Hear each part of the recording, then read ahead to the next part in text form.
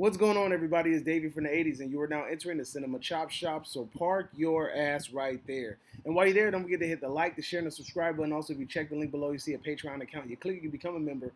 All you got to do is try to recommend movies and music and trailers for me to react to. Now, with that being said, we're here today with a Black Widow review. Yes, the MCU 2021 film has finally been released after waiting and waiting and waiting, right?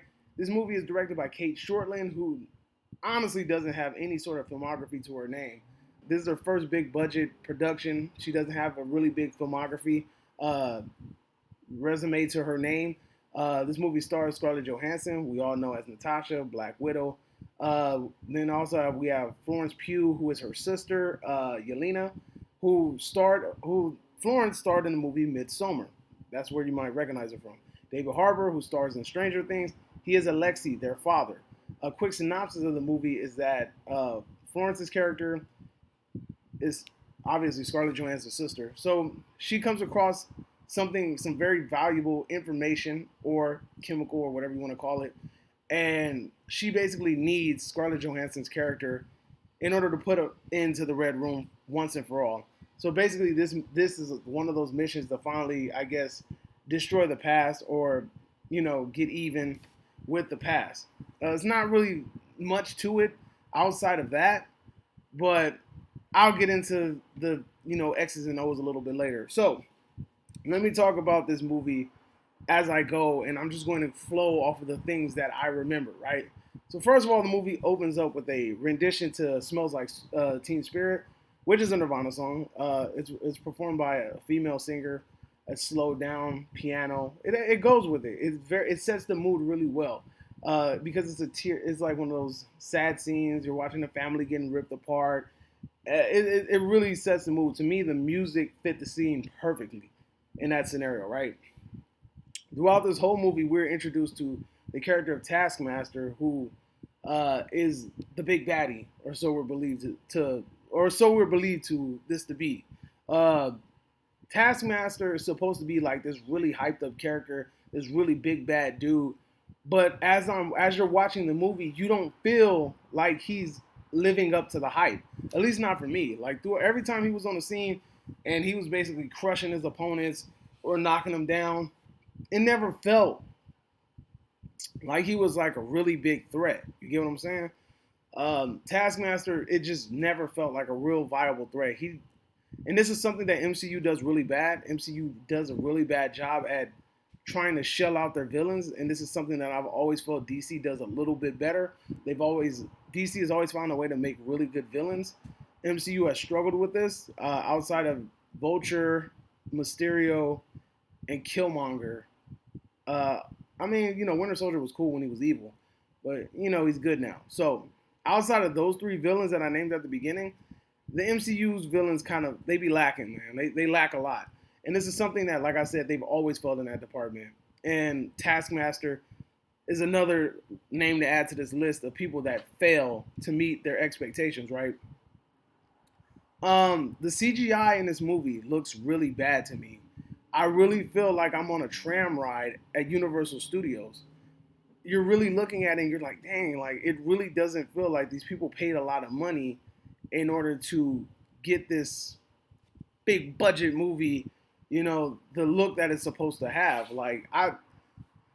This movie should be on the same level on some Mission Impossibles. It should be on the same level as 007. As in stunt wise, choreography wise, and things like that. But it fails. It could be on that level. Hell, it could be an Atomic Blonde. What's that other movie, Red Sparrow? It could be on that level, but it fails to meet those expectations.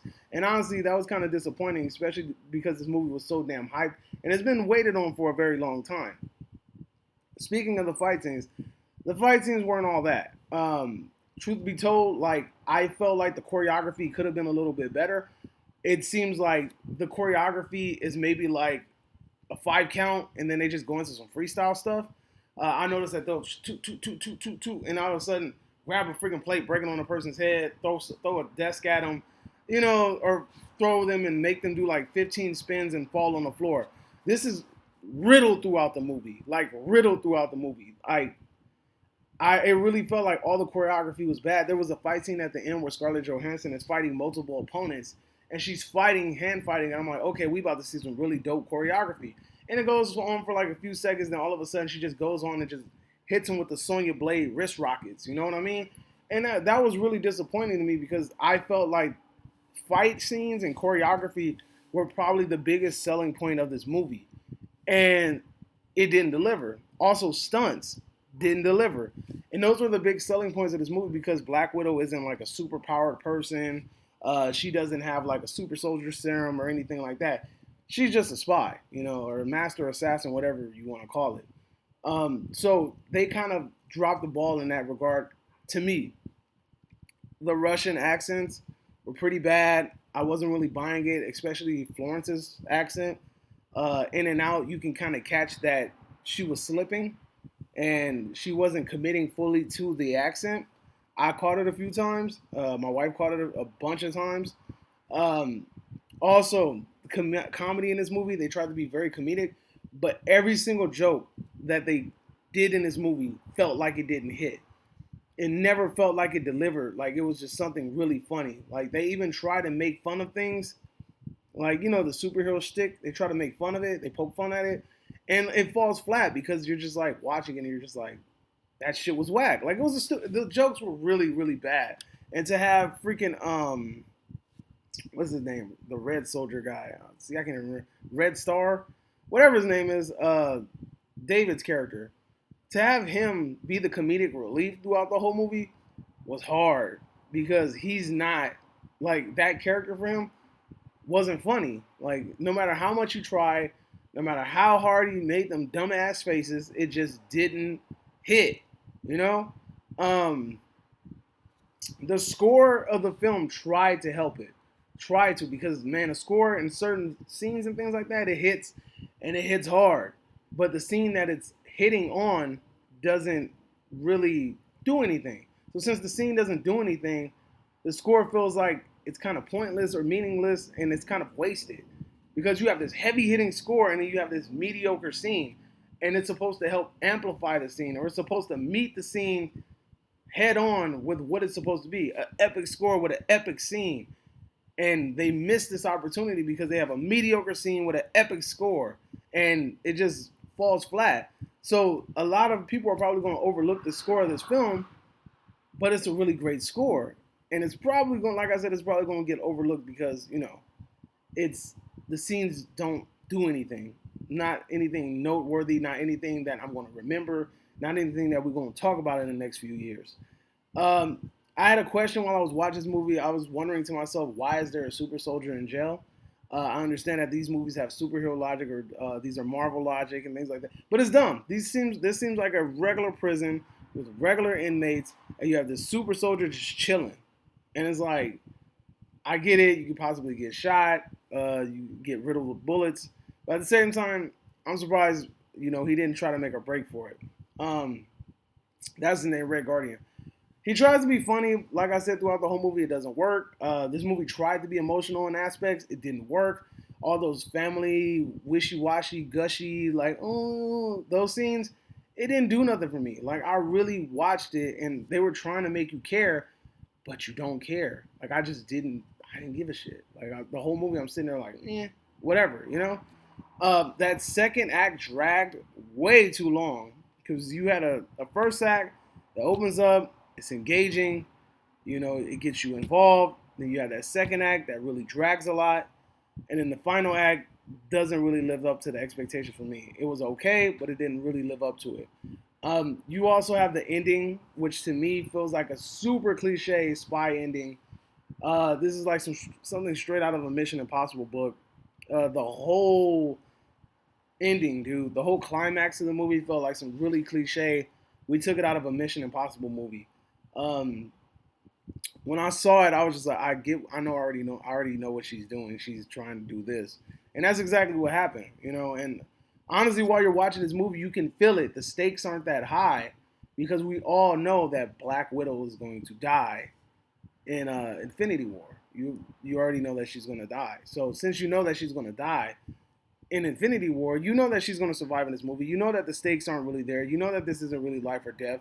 you know there's nothing really there other than the freaking the post credit scene, which it seems like a lot of people went to this movie just to see, which I'll get to that a little bit later.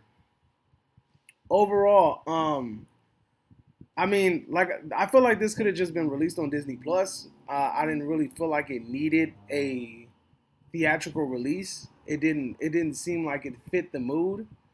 Definitely didn't look like it fit the bill for a theatrical release. You know, that's just my opinion. This movie to me is better than Wonder Woman 84, but not by much because Wonder Woman 84 is not a great movie at all. And this movie isn't really that great either. But it is better than Wonder Woman 84. I will say that with my chest, confidently, that this movie is better than Wonder Woman 84. Much more entertaining. Um, the villain was lackluster, and then the big villain reveal was even worse, even more lackluster. And I mean, I'm going to go briefly into spoiler territory right now, so you know, if you don't want to be spoiled on this particular scene, you know, just go ahead and skip for about a minute. I didn't like the whole gender reveal for Taskmaster. Although it did make sense with the scene, it did make sense with the continuity of the movie. I just was wondering, you could have did anything with that character to make it seem like that was the only option that you had was to basically take this guy's daughter and make her Taskmaster. That you could have went other routes. You could have we could have went anywhere with this. You know what I mean? But I didn't dig that. That was a stupid aspect too. The whole gender reveal party, taking off the Taskmaster's helmet, that was whack. In all honesty, this movie was nothing more than a huge segue into the Hawkeye show. This whole movie was just to basically big up Florence's character, get you to introduce who she is, so that you will know exactly who she is in the Hawkeye show. That's exactly what this movie was about. This movie was only about segueing her character into the MCU, so that she can be on the Disney Plus Hawkeye show and people will know who she is. That's the only reason this movie was made. This movie was not made because the MCU loves Scarlett Johansson and her character of Black Widow, because if they did give a shit, they would have made this movie a long time ago. This movie honestly suffers because it was released way afterwards, you know? So I'm gonna be honest with you guys. This movie is probably gonna get 2 grades from me, right? And there's a reason why, and I'm gonna give you why the reason. So, first of all, if this movie was released shortly after Civil War, then this movie would receive a meh. Not quite my tempo. Not impressed. But it can be better. Mediocre. Meh. But the TV gave me the impression that... We said meh. M-E-H. Meh.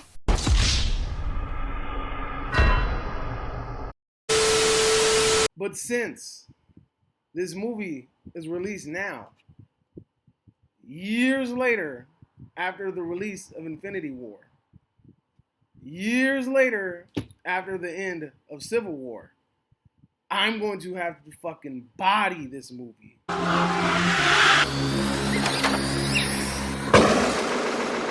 Get what you fucking deserve!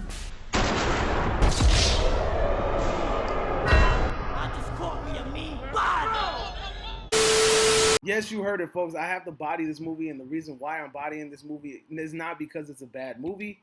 The one thing that tipped it over the iceberg is that the MCU is trying to play us like fools. They want us to care about something that they should have obviously released years ago, and I am not going to support, and I'm not going to pick up something that should have been done a long time ago.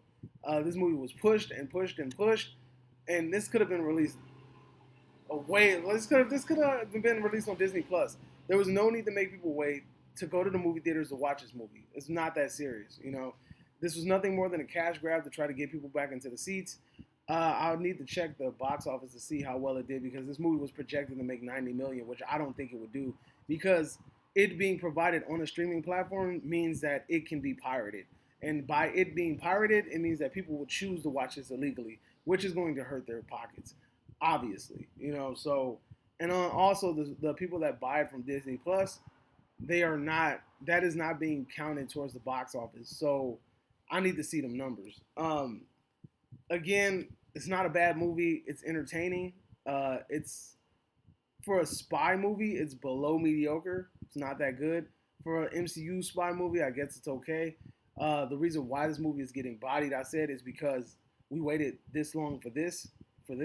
Come on now, that's ridiculous. If this was released maybe shortly after Civil War, then this movie would get a meh because it's mediocre. It's not a bad movie, but it's not great either. It's somewhere in between. So that's my review. Let me know if you agree or disagree, whatever the case may be. Drop it in the comment section down below. And you are now exiting the Cinema Chop Shop. Hope you're having a magnificent day, and adios, homies.